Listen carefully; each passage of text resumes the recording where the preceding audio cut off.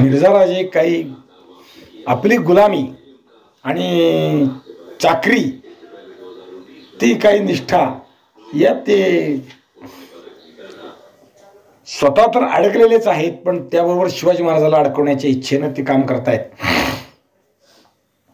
आणि मिर्झाराजांच्या या सगळ्या प्रकरणात शिवाजी महाराज मिर्झाराजांच्या विषयाचा कुठंतरी हा विषय संपला पाहिजे या विचाराने अनेक गोष्टीचा प्रयत्न करतात. त्यातलं नेताजी पालकर परांड्यावर गेले, प्रतापराव गुजराचा विषय झाला, शिवाजी महाराजांचं मिर्झाराजाचं पुरंदर पायथ्याशी चालू असलेले युद्ध आहे आणि या दरम्यान शिवाजी महाराज आपला माणूस पाठवतात. आपण दोघं मिळून विजापूरला स्वारी करू, तुम्हाला बहु धन मिळेल, विजापुरी मुलूक मिळेल म्हणतात, तरी ते ऐकत नाहीत. खंडणी देतो, काही किल्ले देतो म्हणून माणूस पाठवतात तरी ऐकत नाहीत, पुन्हा माणूस पाठवतात तरी ऐकत नाहीत. आणि मग एवढं झाल्यानंतर शिवाजी महाराज आता रघुनाथपंत कोरड्यांना आपला वकील म्हणून मिर्झाराजाकडे पाठवतात. रघुनाथपंत कोरडे मिर्झाराजांना भेटायला निघाले, बरोबर नोकरपेशा मिर्झाराजांना द्यायसाठी भेटीची काही नजराणे या सगळ्या गोष्टींचा विचार करून शिवाजी महाराजांनी रघुनाथपंताला पाठवलं. राजगडावरून रघुनाथपंत निघाले. रघुनाथपंताला पंडित राव हा किताब शिवाजी महाराजांनी दिला. कामगिरीला जायच्या आधी किताब आहे बरं का. कामगिरी पार पडल्यावर कुणीही देईल, शिवाजी महाराजांच्या चरित्रात असं आहे, खूप वेळा आहे. कामगिरीला जायच्या आधी किताब दिला. सर्दी झाल्यास तब्येत बरोबर नसेल तर नाही, नुसतं ते 5-10 मिनिटं हे होते. कोंडाचे फर्जंदाना सुद्धा शिवाजी महाराजांनी कामगिरीवर जायच्या आधीच बक्षीस दिलेलं आहे. हातातलं सोन्याचं कडं काढलं, कोंडाची फर्जंदाला घातलं पन्हाळा घेण्याच्या पूर्वी. म्हणजे अनेक गोष्टींचा विचार त्यात आहे. पहिला विचार आहे की माझे सखे सवंगडी एखादी कामगिरी घेऊन जातात ते कामगिरी फते करून येतात, कधी कधी त्यासाठी प्राणार्पण करतात आणि मग त्यांची शाबासकी देता येत नाही, त्यांना कडकडून भेटा येत नाही, त्यांना म्हणजे बक्षीस देता येत नाही, त्यांची भलावण करता येत नाही. ते दुःख नको म्हणून आधीच दिलं. दुसरं, कामगिरीला जायच्या आधीच बक्षीस दिलं की कामगिरी कधीच फते व्हायच्या विषयानं अपयश येणार नाही. गेलेला मनुष्य आधीच आपल्याला बक्षीस दिलं या ईर्षेनं लढेल आणि 100% कामगिरी यशस्वी करून येईल. तसं पंडितरावांना, रघुनाथपंतांना पंडितराव हा किताब देऊन शिवाजी महाराजांनी कामगिरीच्या आधीच रुजू केला. आता रवाना केलं. निघाले राजगडावरून, ते निघाले. याच वेळी महाराजांनी अजून एक डाव खेळला. आता विजापूरकरांशी महाराजांनी बोलणं सुरू केलं. तुम्ही आणि आम्ही म्हणजे कोण? शिवाजी महाराज आणि विजापूरकर हे दोघे मिळून एक होऊ आणि दिलेर खान आणि मिर्झाराजे या दोघांचा पराभव करू. किती गोष्टी एका वेळी शिवाजी महाराज विचार करतात आणि तसं वागतात पहा. कारण मोगल जसं आमची मराठीशाही बुडवायला आलेले आहेत, तसंच ते आदिलशाही बुडवायची संधीची वाट पाहतायत. तोही विचार करतायत. ते काही केवळ आमच्यासाठी आलेत असं नाही. कारण मिर्झाराजाला औरंगजेबानं पाठवतानाच सांगितलंय, दक्षिणेत जा आणि दक्षिणेचा बंदोबस्त करा. दक्षिणेत शिवाजी राजाचा बंड मोडा आणि विजापूरकरालाही शासन करा किंवा विजापूरकराचाही जरा समाचार घ्या, असा तो अर्थ आहे. मग ते मला बुडवत आहेत तसं तुम्हालाही बुडवणार आहेत. मग आपण दोघं होऊन एक होऊ आणि मोगल बुडवू.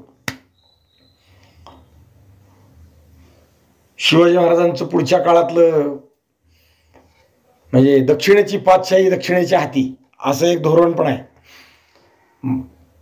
त्यातला हा प्रारंभ आहे म्हणायला हरकत नाही. आपण सगळे एक होऊन मोगल संपवू हा विचार शिवाजी महाराज करतात. कदाचित लवकरच आमच्यावर चालू आहे आता नाही, तसं तुमच्यावरही मोगलांच्या फौजा चालून येतील म्हणून आपण दोघं एक हो. पण विजापूर दरबारला हा काही सल्ला पटला नाही. ती काय आता नको त्या भानगडीत पडायच्या विचारात नाहीत. कारण भोसला आपला शत्रूच आहे. आत्ताच्या विषयाने विचार केला तर शिवाजीराजा डोईजड व्हायला लागलाय आणि परस्पर मोगलाच्या हातून त्याचा काटा निघत असेल तर आपल्याला काय गरज आहे. जेव्हा आपलं मोगलाचा संघर्ष सुरू होईल तेव्हा बघू आपला आपण काय करायचं. उद्या मोगल जर विजापुरावर चालून आले तर आमचं आम्ही पाहून घेऊ, पण आमच्या विरुद्ध बंड करून स्वतंत्र राज्य स्थापन करणाऱ्या या शिवाजीराजाला आम्ही मदत करणार नाही. परस्पर त्याचा काटा जर मोगलाकडून निघत असेल तर आम्ही यात कशाला पडावं, अशी भूमिका विजापूर दरबाराने घेतली. दुरून मजा पाहावी, आपण या फंदात पडायला नको, या भूमिकेतून विजापूरकर स्वस्थ राहिले. फारसा शिवाजी महाराजांच्या या म्हणजे हाकेला त्यांनी प्रतिसाद दिला असं म्हणता येणार नाही. विजापूरकरांनी शिवाजी महाराजांच्या मत्तीची कल्पना झिडकारून टाकली. आपल्या एका शत्रूची मदत मिळवून दुसऱ्या शत्रूचा पराभव करण्याची महाराजांची कल्पना आणि मुत्सद्देगिरी अशी होती. यावेळी विचार करायचा चाणक्याच्या नीतीचा. शत्रूचा शत्रू तो आपला मित्र. आत्ता कोण शत्रू आहेत? मोगल शत्रू आहेत. मग त्यांचा शत्रू कोण आहे माझ्याबरोबर अजून? तर विजापूरकर आहेत. त्यांना आपल्या सहवासात घेऊ. पण आत्ता नको ती ब्याद, नको ती लचाण. आत्ता मोगल आपल्या वाटेला आलेले नाहीत ना, तर आपण कशाला पडायचं म्हणून विजापूरकर थांबून राहत आहेत. विजापूरकरांनी शिवाजी महाराजांचा डाव, अनेक डाव खेळले बघा शिवाजी महाराजांनी. नुसतं मिर्झाराजांच्या विषयानं उधळून टाकला. विजापूर दरबारने आपला स्वाभिमान, स्वसंरक्षणाबद्दलचा स्वाभिमानी बाणा, आत्मविश्वास आणि मुत्सद्देगिरी दाखवली. महाराजांचं राजकारण एका अर्थी फसलं. फसलं म्हणजे पूर्ण अपयश नाही. शिवाजी महाराज सगळे प्यादे खेळून पाहतात. पण आता दुसरी गोष्ट झाली, म्हणजे शिवाजी महाराजांनी फक्त विजापूरकरला हे केलं असं नाही आहे. याच्यातून संदेश द्यायचा आहे, तो गेला बस. शिवाजीराजे विजापूरकराबरोबर एक होण्याचा विचार करतायत, विजापूरकराशी संधान साधतायत. या बातम्या मिर्झाराजापर्यंत गेल्या. राजकारण जे व्हायचंय ते बरोबर झालं. मिर्झाराजे हादरले. लक्षात ठेवा, बातम्या जातच असतात, शेर बातम्या देत असतात. किंबहुना शिवाजी महाराजांनी हेतुतः त्या बातम्या पेरल्या असतील मिर्झाराजांच्या कानावर जाण्यापर्यंत. आणि मग मिर्झाराजे हादरले. जर हे दोघं एक झाले तर दख्खनचा डाव अवघड आहे. मग आपल्याला इथे यश मिळणं खरंच कठीण आहे. पुरंदर काबीज होत नाही. आणि हे दोघं एक झाले तर मिर्झाराजांनी आता मात्र विचार करायला सुरुवात केली. काय करावं? मिर्झाराजांनी ओळखलं की हे वेगळंच काहीतरी प्रकरण आहे. शिवाजीराजे वाटतो तितका सोपा नाही. पण तरी सुद्धा मिर्झाराजांना असं वाटत होतं की एक इस्लामचा सेवक इस्लामच्या दुसऱ्या सेवकाविरुद्ध काफिराला सामील होणार नाही.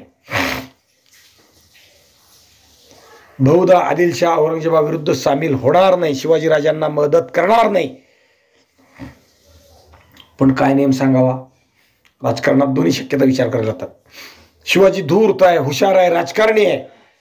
कदाचित ही जादू तो घडवून टाकेल. सांगता येत नाही काय करेल शिवाजीराजा, काय करेल सांगता येत नाही. तेव्हा शिवाजीचे लोक आपल्याकडे तहासाठी येत आहेत. वारंवार फेटाळणे योग्य नाही. काहीतरी विचार करू. तुटेपर्यंत ताणण्यात काही अर्थ नाही. म्हणजे शिवाजी महाराजांना खरंच मदत पाहिजे होती का नव्हती? पाहिजे होती. मिळाली तर नको नव्हती, पण नाही मिळाली तरी हरकत नव्हती. नुसती मत्तीची आम्ही बोलणी करतोय एवढा जरी विचार बास झाला तरी मिर्झाराजे तोलायमान होतील. मग इकडे कलंडले की पुढचं मकाम आहे. कारण यापूर्वी शहाजीराजांनी हाच खेळ केलेला आहे. मोगल शहाजीराजावर चालून आले. शहाजीराजे निजामशाहीत असताना, निजामशाही चालवित असताना त्यावेळी शहाजीराजांनी आदिलशाहीची मदत घेतली आहे, लक्षात ठेवा. आणि आदिलशाहीच्या मदतीनं मोगलांचा शहाजीराजांनी निजामशाही वाचवण्यासाठी पराभव केला. अनेक वर्ष निजामशाही झुंजत ठेवली आहे. शेवट जेव्हा आदिलशहालाही मोगलांनी पत्र लिहिलं की तुम्ही जर शहाजीराजाला मदत कराल तर आम्ही शहाजीराजाबरोबर तुम्हालाही बुडवू, त्यावेळी मोगलांच्या पत्राला थोडं घाबरून आदिलशाहीतून शहाजीराजांची मदत बंद झाली. दुसरंही काही कारण घडलं. शहाजीराजांचे पाठीराखे जे आदिलशाही दरबारात होते ते कालमानानं मरण पावले. त्यांचं दरबारातलं वजन संपलं आणि दरबार वजन बदललं. आणि निरुपायानं शहाजीराजांना निजामशाहीच्या काळात ते सगळं पराभव पत्करावा लागला. का, तो विषय नाही. पण आत्ता विषय शहाजीराजांनी जो उद्योग केला आदिलशाहीला जवळ करायचा आणि मोगलांचा पराभव करायचा, तोच विचार शिवाजी महाराज करतायत. आणि त्या दृष्टीनं मिर्झा राजे विचार करतायत की जर खरंच हे एक झाले तर कुठलं तरी मागचं काहीतरी काढलं तर शिवाजीराजांनी आदिलशाहीच्या विषयानं, आमचे वडील तुमच्या दरबारचे नोकर, मग आम्हालाही मदत करणं तुमचं काम आहे, आम्ही तुमचेच आहोत, अजूनही शहाजीराजे तुमच्याकडे आहेत. आता गेलेत शहाजीराजे, विषय सोडून द्या. कुठून तरी पदर लावला तर, कुठून तरी वजन घातलं तर, आदिलशाहीची जमलं तर, अगदीच जमणार नाही हे काही खरं नाही. मग आता ताणू नये. आता शिवाजीराजाचा मनुष्य जर आला तहाला भेटीला तर काहीतरी तह करू, विचार करायची पाळी आली. मिर्झा राजाने विचार केला आणि बादशाह औरंगजेबाला एक पत्र लिहिलं. अत्यंत मऊ शब्दात, मुलायम शब्दात बादशाहला त्यांनी कळवलं, इकडे गुप्तहेरांकडून मला बातम्या येत आहेत, बातम्या खात्रीलायक आहेत. विजापूरचा आदिलशाह हा बाहेरून आम्हाला गोडी गोडीनं बोलतोय, पण आतून शिवाजीची संगनमत करण्यात करीत आहे. नुसतं करतोय किंवा करण्याचा प्रयत्न करतोय नाही, करतोय. त्याच्या मदतीस कोकणात आपली फौज पाठवतोय. माझे जे लोक कोकणात उतरलेत ना, त्यांना विरोध करायला आदिलशाहची फौज शिवाजीराजाला मदत करते. आता शिवाजी आणि आदिलशाह जर दोघेही एक झाले, सामना करणे आपल्या फौजेला अशक्य नसले तरी युक्तीने कार्य साधत असल्यास विलंब का करावा. विलंब न करता शिवाजीला विजापूरकराशी हात मिळवणे करू देणे मला अयोग्य वाटते. अजून पुढचं काहीच बोलत नाहीत मिर्झाराजे, कडकडनं बोलतात. म्हणजे मिर्झापूरच्या दरबारशी शिवाजीराजे जर हातमिळवणी करतील तर आपण पराभव करू, पण युक्तीनं जर काही काम होत असेल तर शिवाजीला आपण जरा गोडी गुलाबी करू, त्याला तिथे मिळूच देऊ ना, आपणच त्याला पदरात पाडून घेऊ, हा त्याचा सरळ अर्थ आहे. विजापूरकराचा आणि महाराजाचा तह होऊन त्यांनी महाराजांच्या मदतीला कोकणात फौज पाठवण्याचे ठरवलंय. ही बातमी मिर्झा राजांना कळली. ती अर्थात चुकीची होती, फक्त राजकारणाची बोलणी होती, पण बातमी मात्र काम करून गेली. जे बोलणं चालू होतं ते फिसकटलं आणि या दरम्यान रघुनाथ पंत मिर्झा राजांच्या डेऱ्यात येऊन दाखल झाले. डेरे म्हणजे तंबू, डेरे म्हणजे त्यांची छावणी. महाराजांचा हेजीब आलाय ही बातमी समजताच मिर्झा राजांनी ताबडतोब त्याची दखल घेतली. पंतांना सन्मानाने मिर्झा राजांनी भेटीला बोलवलं, भेट घेतली. पंतांनी महाराजांचा मनोदय मिर्झा राजांच्या कानात सांगितला, कानी म्हणजे समोरासमोर सांगितलं. तह घडावा, मिर्झा राजांनी आपलेपणा जाणावा, 4 गडकोट पातशाहीत घेऊन तह करावा, असं पंत यथायोग्य बोलले. 4 गडकोट घ्या आणि तह करा. पण मिर्झा राजे मानेनात.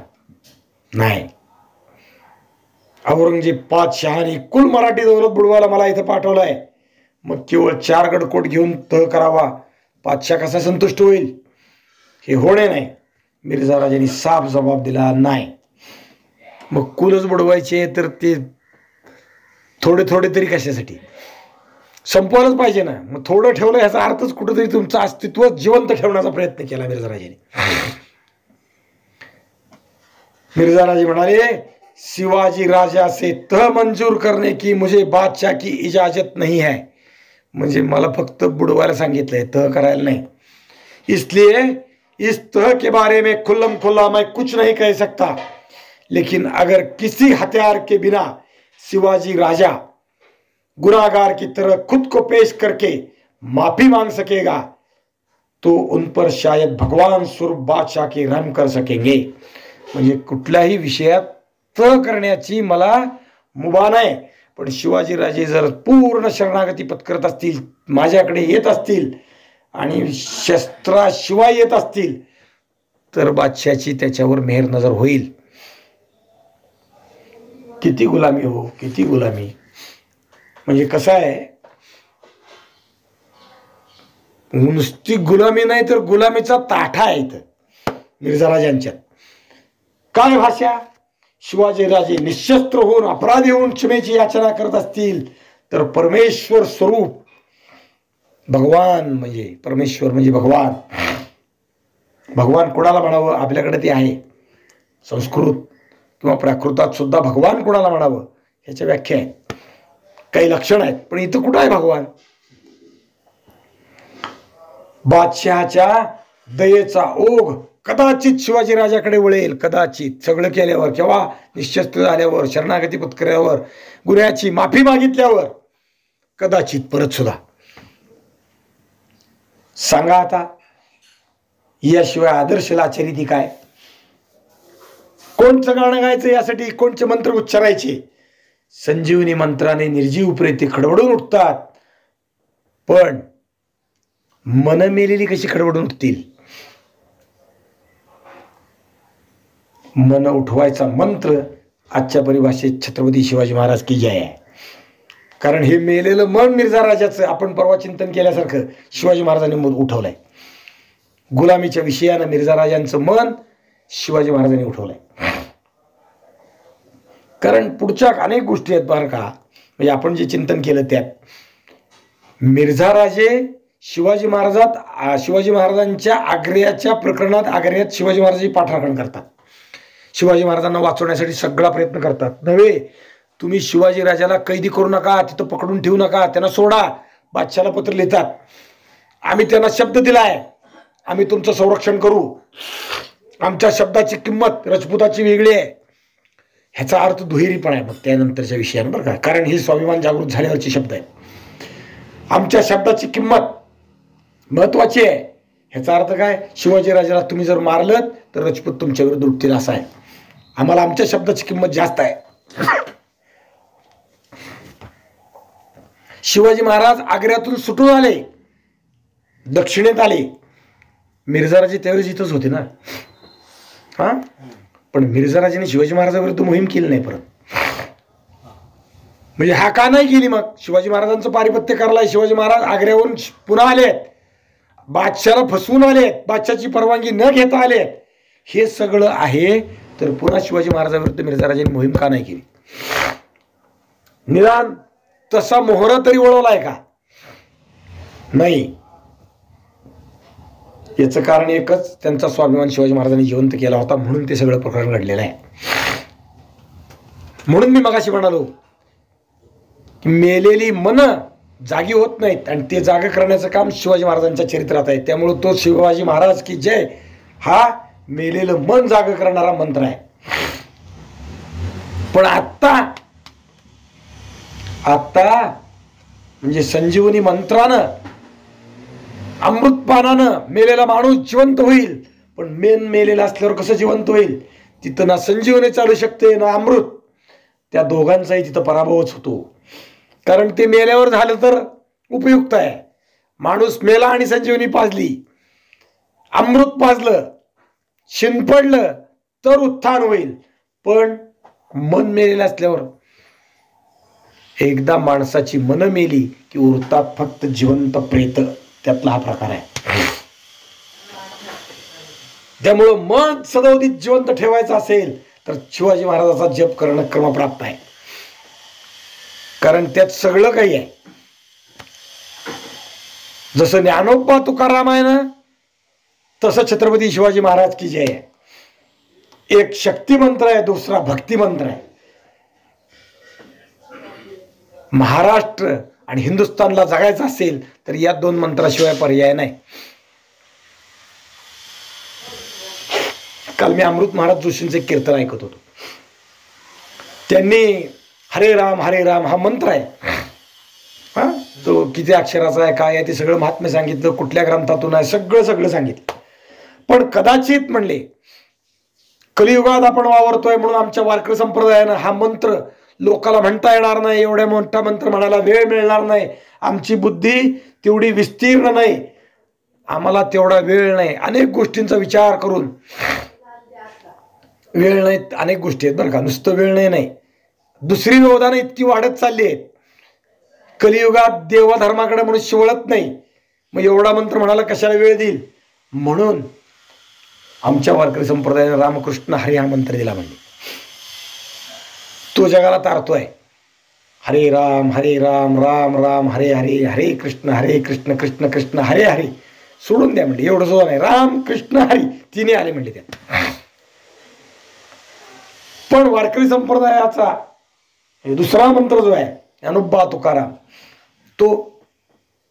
तो त्यामुळं जास्त विशेष आहे. कारण तो मंत्र म्हणायला लागला किंवा त्याचं भजन सुरू झालं की माणसाचं देहभान हरपत नाही. तुका म्हणे वृद्ध होती तरणेरीचं प्रत्यंतर तिथे येतं. ज्ञानोबा तुकाराम सुरू झालं. आता आपल्या इथं म्हणजे भजन मंत्र असतंच ते. आळंदी पंढरपूर चालत असताना नुसतं आळंदीच्या गाभाऱ्यात जे चालू असतं माऊली माऊली तर असतं, पण बाहेरच्या सगळ्या मंडपात ज्ञानोबा तुकारामावरच भजन चालू असतं.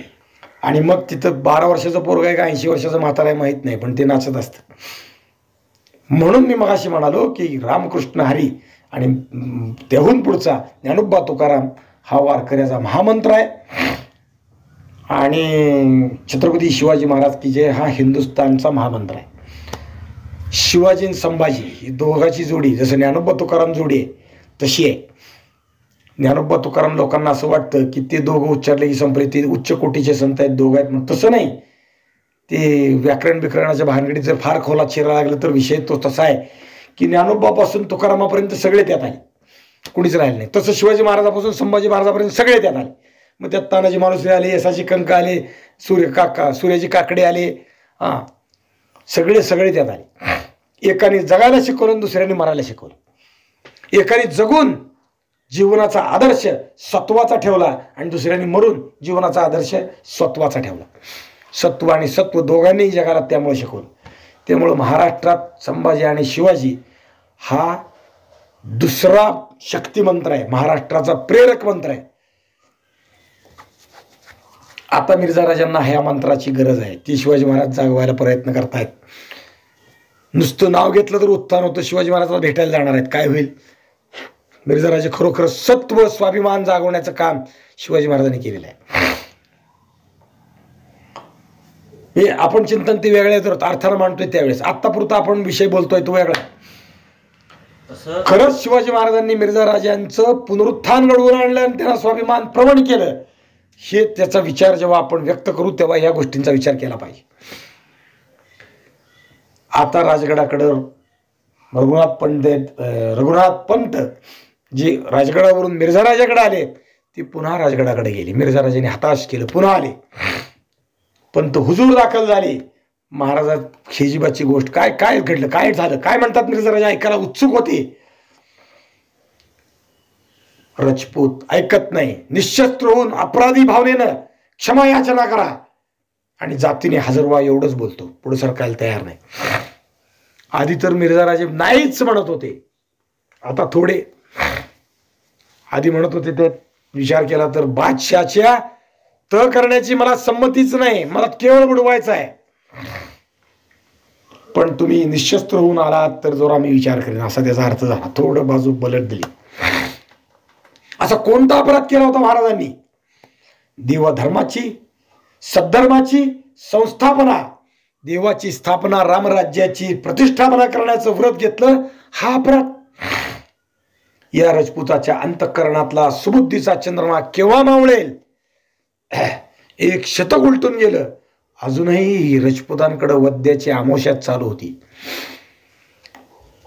सुलतानशाही उकडून मराठ्यांचं राज्य निर्माण करण्याचा, स्थापना करण्याचा प्रयत्न करणं हा मिर्झा राजांना अपराध वाटत होता. आणि त्या अपराधासाठी मिर्झा राजे महाराष्ट्रात मराठ्यांचं राज्य संपवायला आले होते. अजूनही पुरंदर लढतोय. इकडं तह चाललाय, तहाची बोलणी चालली आहेत म्हणून किल्लेदार गप्प नाहीत. दिलेर खान स्वस्थ नाही. दिलेर खान हल्ल्यावर हल्ले चढवतोय, ते थांबलेलं नाही. भगवा झेंडा अजून सरदरवाजावरचा दिमागात फडकतोय. भगवान आणि भगवा याचा विचार वेगळ्या पद्धतीनं आपल्या अर्थानं केला पाहिजे. भगवा म्हणजे भगवान, साक्षात परमेश्वर.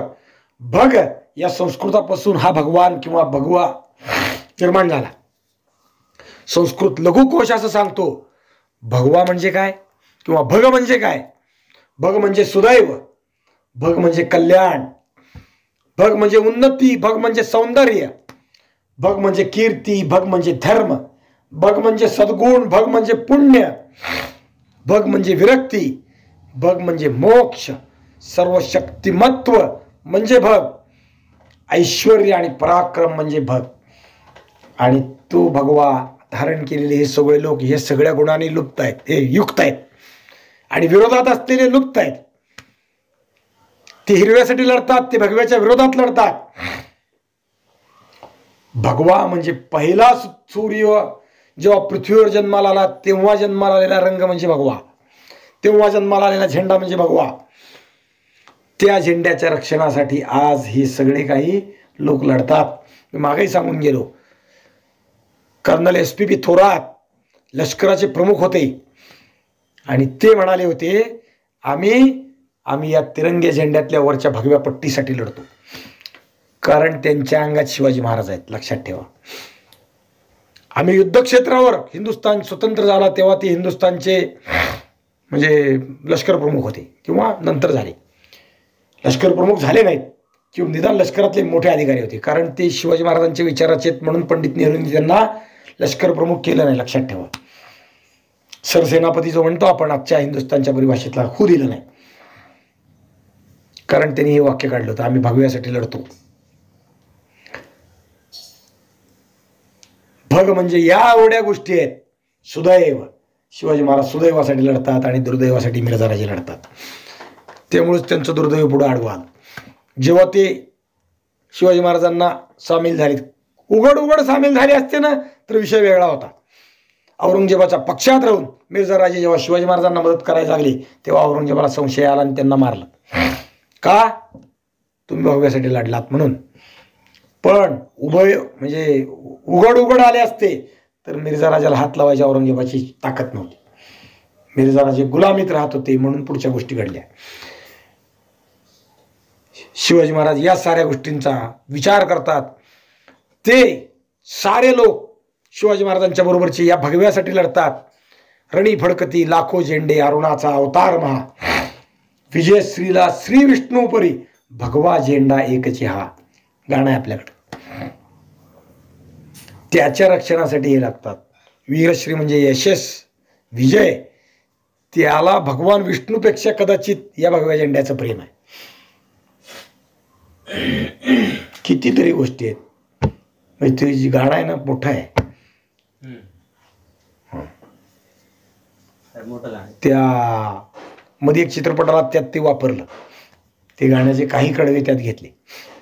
रणी फडकती लाखो झेंडे, अरुणाचा अवतार महान, विजयश्रीला श्री विष्णूपरी, भगवा झेंडा एकची हा. खूप मोठं आहे. हा ध्वज सामान्य नव्हे. हा ध्वज पहिला सूर्योदयाला जेव्हा पहिला रंग निर्माण झाला तेव्हा निर्माण झालेला हा झेंडा आहे. हा हिंदू धर्माच्या सिंहासनाचा झेंडा आहे. हा ऋषीमुनींच्या आश्रमावर फडकणारा झेंडा आहे. हा साऱ्या मठ मंदिरावर फडकणारा झेंडा आहे. हा सह्याद्रीच्या शिखरावर दिमाखात फडकणारा झेंडा आहे.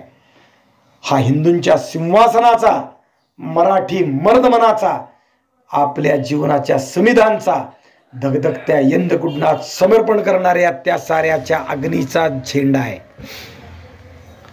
हे सामान्यपणानं हा झेंडा निर्माण झाला नाही. एवढ्या सगळ्यांनी त्या झेंड्यासाठी अहोरात्र कष्ट केले आहेत. ऋषीमुनींनी आपल्या म्हणजे आश्रमावर जो फडकत ठेवला तो हा भगवा झेंडा आहे. आणि त्यामुळेच हा भगवा झेंडा जेव्हा भारत स्वतंत्र झाला तेव्हा भगवा झेंडा या देशाचं निशाण जे आहे, झेंडा जे आहे, ध्वज जो आहे तो भगवा असावा म्हणून अनेक लोकांनी प्रयत्न केले. स्वातंत्र्यवीर सावरकरांनी त्यावेळेस प्रयत्न केले. डॉक्टर बाबासाहेब आंबेडकरांनी प्रयत्न केले. या देशाचा ध्वज आ सेतू हिमाचल सगळ्या लोकांच्या हृदयात जो आहे तोच भगवा असावा म्हणून. तो सर्वांना, सर्व संप्रदायांना, या देशात जन्मलेल्यांना, हा देश ज्यांना आपली मायभूमी वाटते, हा देश ज्यांना आपली पितृभूमी वाटते, ज्यांना आपली पुण्यभूमी वाटते, त्या साऱ्यांना हा ध्वज आपला वाटतो. कोणताही संप्रदाय हिंदू धर्मातला घ्या, साऱ्यांचा झेंडा भगवा आहे. त्यांचं चिन्ह वेगळं असेल त्याच्यावर कोरलेलं. साऱ्यांना हा झेंडा परमप्रिय आहे. कोणत्याही मंदिरावर जा हाच झेंडा आहे. पण या देशातलं दुर्दैवी सरकार आहे ना, इलेक्शनच्या निमित्तानं मठ मंदिरावरचे झेंडे काढायची मोहीम काढली.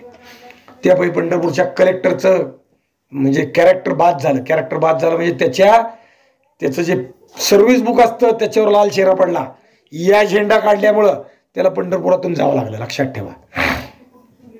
सोलापूर जिल्ह्याच्या कलेक्टरला बदली व्हावी लागली, प्रांताधिकाऱ्याला बदली करावी लागली. का? मठ मंदिरावरची झेंडा काढण्याचा आदेश दिला म्हणून. यात बाळासाहेब ठाकरेंनी त्यावेळेस फार मोलाची भूमिका घेतली होती. इलेक्शन काही असो, मठावरचे मंदिरावरचे झेंडे काढायचं काय कारण? ते काय इलेक्शनचा प्रचार करणारे झेंडे आहेत काय? म्हणून बाळासाहेबांनी त्यावेळेस मोठं वक्तव्य केलं आणि परिणामतः महाराष्ट्र शासनाच्या तत्कालीन अधिकाऱ्याला पद सोडून दुसरीकडे बदली व्हावी लागली, नुसते झेंडे काढले म्हणून. आणि आता मिर्झाराजे झेंडे उखडायला निघाले. शिवाजी महाराजांनंतर 300 वर्ष तर शिवाजी महाराजांच्या समक्ष काय होईल, काय करतील शिवाजीराजे? हे सिंहासन निष्ठेचे, हे नंदनवन देवाचे, मूर्तिमंत हा हरिराचे. हरी म्हणजे हा भगवा. तो नाचतो, वाऱ्यावर फडफडतो. आणि या झेंड्यासाठी नसून असणे, झेंडा नसताना आपलं असणं म्हणजे नसणं आहे. मरून जगणे, राख होवणे पालवणे, जीवाभावाच्या देवाच्या या ध्वजराजाचे हे लेणे. हे आपण सगळे झेंड्यासाठी मरतो, हे त्याचं खरं लेणं आहे, हे त्याचं भूषण आहे. संसाराचा अंत इथे, मोहाची क्षणी गाठ तुटे, धुके फिटे नव विश्व उठे. हे भगव्या झेंड्याच्या विषयांचा विचार केला तर कितीतरी गोष्टी सांगता येतील, कितीतरी गोष्टी बोलता येतील. या झेंड्यासाठी पुरंदरावर करिकारंजी, मुरारबाजी करिकारंजी, पुरंदरावर हृदयाची रुधिराची. आपल्या रक्ताचं तो कारंज करतोय कशासाठी? या झेंड्यासाठी. आणि मिर्झाराजे काही कळतच नाही का या झेंड्याचं? राजपुतांचा झेंडा तरी कोणचा आहे हो? राजपूत म्हणून विचार करा, त्यांच्या जातीचा म्हणून विचार करा. भगवा मेवाडचा कुठला आहे, जयपूरचा कुठला आहे पहा. पण मिर्झाराजांची निष्ठा औरंगजेबाच्या पायापाशी आहे, त्यामुळे सगळा घोटाळा इथं होतोय. महाराष्ट्रात आपलं राज्य असणं हा अपराध, आणि तो अपराध मोडून काढायला मिर्झाराजे येतात आणि म्हणतात साऱ्या अपराधाबद्दल क्षमा मागा, निशस्त्र व्हा आणि भेटीला या. रघुनाथ पंडितांनी सांगितल्यावर शिवाजी महाराज थक्क होतात. काय करावं? पुन्हा एकदा रघुनाथ पंडिताला शिवाजी महाराज पाठवतात, जा आणि परत मिर्झाराजाला भेटी. पुन्हा पाठवलं, पुन्हा एक वार. वकील अवघड असतो बरं का, वारंवार पक्षकारासाठी भांडणं म्हणजे वकिली. शिवाजी महाराजांचे सगळे वकील शिवाजी महाराजांसाठी वाटेल ते करायला तयार आहेत. ते पंताजी काका किती वेळा अफजल खानाकडे गेले हो, किती वेळा आले हो. एकदा गेलं निघून आलं होत नाही, संपत नाही. दरवेळी अजून गोड बोलावं, अजून गोड बोलावं, अजून पदरात पाडावं. आपल्या पक्षकाराचं हित करतो तो वकील. प्रभू रामचंद्राचे वकील माहिती आहे, अंगद राय भेटीला गेले. वकिलाचा अपमान झाला म्हणून स्वतःच आसन निर्माण केलं. एका राजानं दुसऱ्या राजाशी, तो समोर आलेला वकील आहे, तो राजाचा प्रतिनिधी आहे, त्याचा सन्मान करणं हे काम आहे, तू करत नाही. मग माझ्या राजाचा सन्मान मी ठेवला पाहिजे, ते अंगदाने केलं ना. शिपटीचं वेटळं घातलं आणि त्याच्यावर बसला रावणापेक्षा उच्चासनी. तुला धर्म कळत नाही, तुला शास्त्र कळत नाही. म्हणजे अंगद वानर योनीत जन्मून त्याला धर्म कळत होता, त्याला शास्त्र कळत होता. आणि मिर्झाराजे याला धर्म कळना, शास्त्र कळून काय करायचं? काय उपयोग नाही. पुन्हा एकदा रघुनाथ पंडिताला शिवाजी महाराजांनी पुन्हा पाठवलं मिर्झाराजांच्या भेटीला. आता दुसरा मोहरा, दुसरंच पालुपद बघा. आता त्यांनी सांगितलं, मिर्झाराजांकडे आले, विनंती केली, माझा पुत्र चिरंजीव संभाजीराजे, यावर्षी वय 9, बघा बरं का, यांना आपल्याकडे मी चाकरीला पाठवायला तयार आहे. अर्थात मोगलाच्या सैन्यात चाकरीसाठी, सरदार म्हणून, मनसबदार म्हणून. शिवाजीराजाचा मुलगा चाकर बनतोय, यावर तर मिर्झाराजांनी समाधान मानावं आणि तहाला तयार व्हावं म्हणून पुढची खेळी. किती खेळ केलेत महाराजांनी विचार करा. किती गोड बोलावं, किती किती अंजारावं गोंजारावं. परत मिर्झा राजांनी याही गोष्टीला साफ नकार दिला. नाही,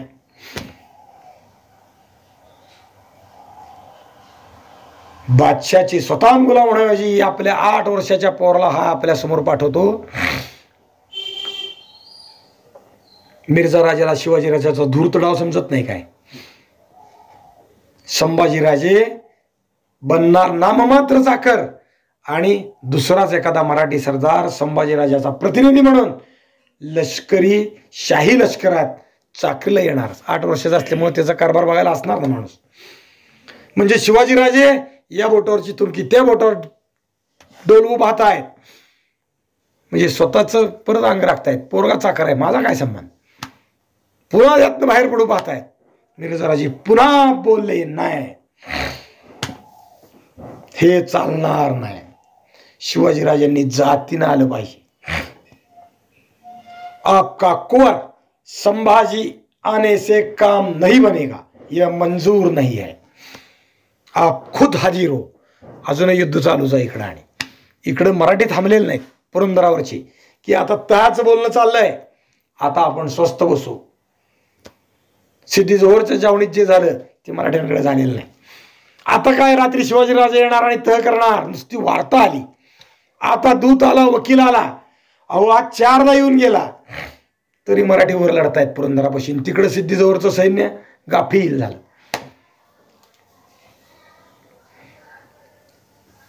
रघुनाथ पंत पुन्हा ये मंजूर नाही, आप खुद हाजीर हो हा निरोप घेऊन राजगडावर आले. बघा किती वेळा आले गेले. सारे उपाय संपले आणि अखेर महाराजांनी पंतांना अखेरचा निरोप दिला. मिर्झा राजाकडे रवाना केलं.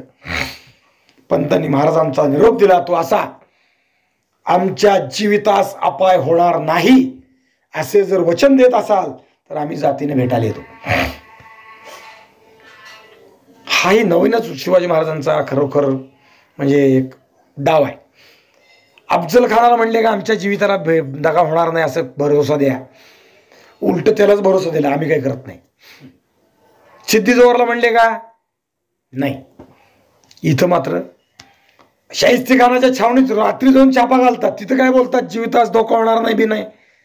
पण इथं मात्र शिवाजी महाराज सांगतात आमच्या जीवितास धोका होणार नाही असा शब्द द्या, म्हणजे असं वचन द्या. कारण राजपूत वचनाला पक्के आहेत. मग मी बेतीला येतो. बादशाच्या तर्फेने आपणास उघड वचन देता येत नसेल तर निदान आपण खाजगी वचन द्या. बादशाकडून नाही, तुम्ही द्या, कारण तुम्ही राजपूत आहात. त्यावर भरोसा ठेवतो आणि आम्ही आपल्या भेटीला येतो. मिर्झा राजांना आनंद झाला. शेर जिंकला. सह्याद्रीचे गगनचुंबी शिखर मिर्झा राजांच्या राजपुतण्यापुढे नमलं. मिर्झा राजे शाबास शाबास. काय मी त्यांना आनंद झाला असेल, स्वतःची पाठ स्वतःने थोपटली असेल. बादशाह थोपटेल तो पुढचा भाग आहे. मिर्झा राजांनी हृदयातला आनंद न बाहेर येऊ देता पंताला जवाब दिला, हमसे मुलाकात करके आप अगर बादशाह के हुक्म की तामील करने को तैयार हो गए तो आपके सब गुनाह माफ किए जाएंगे. आम्हाला भेटा ठीक आहे, पण गुन्हे माफ होत असतील, तुम्ही माफ होत असतील नाही, माफ करण्याची इच्छा ठेवून येत असाल तर आम्ही ते माफ करू आणि बादशाहच्या चाकरीत तुम्हाला घेऊ. इसमें इसके सिवाय आप पर आलम पनाह की मेहर नजर होगी. याशिवाय मग तुम्हाला मग ते बादशाही सुरू झाली पुढचं. हमारी मुलाकात में अगर आपको हमारी शर्तें मंजूर होगी तो आपको वापस लौटने की इजाजत दी जाएगी. म्हणजे आपण भेटू, सगळे अपराध तुमचे आम्ही माफ करू, पण तुम्ही आमच्याकडे नोकरीला याल तर, अपराधाबद्दल क्षमा मागाल तर, आणि भेटीत जे काही ठरेल ते पुढे ठरवू, पण भेटायला याल तेव्हा अभय देतो, पुन्हा तुम्हाला जिवंत जाण्याची हमी देतो असं त्यांनी सांगितलं. जर भेटीत तुमचा नामचा तह झाला तर, नाही तर म्हणजे तुम्ही बाहेर जाऊन तुमच्या मार्गाला मोकळे. शिवाय अभयाचं वचन म्हणून मिर्झा राजांनी श्री कर्पूर गौराची पूजा करून देवावरची तुळशी आणि बेल महाराजांच्या अभयासाठी, महाराजांना देण्यासाठी पंतांच्या हातात दिला. लक्षात ठेवलं पाहिजे. आपण नाही का सत्यवचनाची आग घेतात तेव्हा खंडोबाचा भंडारा उचलतात, भंडारा उचलून सांगतात महाराजांसाठी. आता मिर्झाराजे बदलली, अभयवचन दिलं, या भेटा बोलू आपण. अभयाचा भरोसा म्हणून महादेवावरचं बेलपत्र, देवावरचं तुळशीपत्र हातात दिलं. महाराजांना वस्त्रालंकार पाठवले, पंतांनाही वस्त्र दिली. गोड गोड शब्दात महाराजांसाठी आणखी एक उपदेशाचा सल्ला दिला. दिल्ली के बादशाह की ताकत बहुत बड़ी है, उससे दुश्मनी करने से कुछ भी अच्छा नतीजा नहीं निकलेगा. शिवाजी राजा हमसे मिले तो अच्छा होगा. जैसा कोर राम सिंह हमारा बेटा है, वैसा ही शिवाजी राजा को हम अपने बेटे समान समझते हैं. हम उसकी बुराई कभी न करेंगे. हे राजांबरोबर दिल्या. रघुनाथ पंतांनी हा जबाब घेतला. तुळशीपत्र बेल घेऊन पुन्हा ते राजगडाकडे आले. आजपर्यंत पंतांनी मिर्झा राजांना वळवण्यासाठी शिकस्तीने प्रयत्न केले होते, परंतु त्यांच्या तळमळीचा, पांडित्याचा, बुद्धीचा मिर्झा राजांच्या स्वामीनिष्ठेपुढे पूर्ण पराभव झाला होता. हे म्हणायला ठीक आहे, पण मिर्झा राजांना शिवाजी महाराजांनी एवढं कडक असून वळवलं, फिरवलं. निदान तहाला तयार, बादशाहाने बुडवायला पाठवलं तर तहाला तयार केलं. हेच शिवाजी महाराजांचं बुद्धी कौशल्य आहे, हे शिवाजी महाराजांचं वैशिष्ट्य आहे. आता समोरासमोर भेटू तेव्हा काय करायचं ते शिवाजी महाराज गोड बोलतील. एक एक वकील एवढं फिरवतो तर स्वतः महाराज आल्यावर काय करतील त्याचा विचार आपण उद्या करू. पुंडरीक वरदेव हरी विठ्ठल, ज्ञानदेव तुकाराम, विठ्ठल विठ्ठल विठ्ठल विठ्ठल.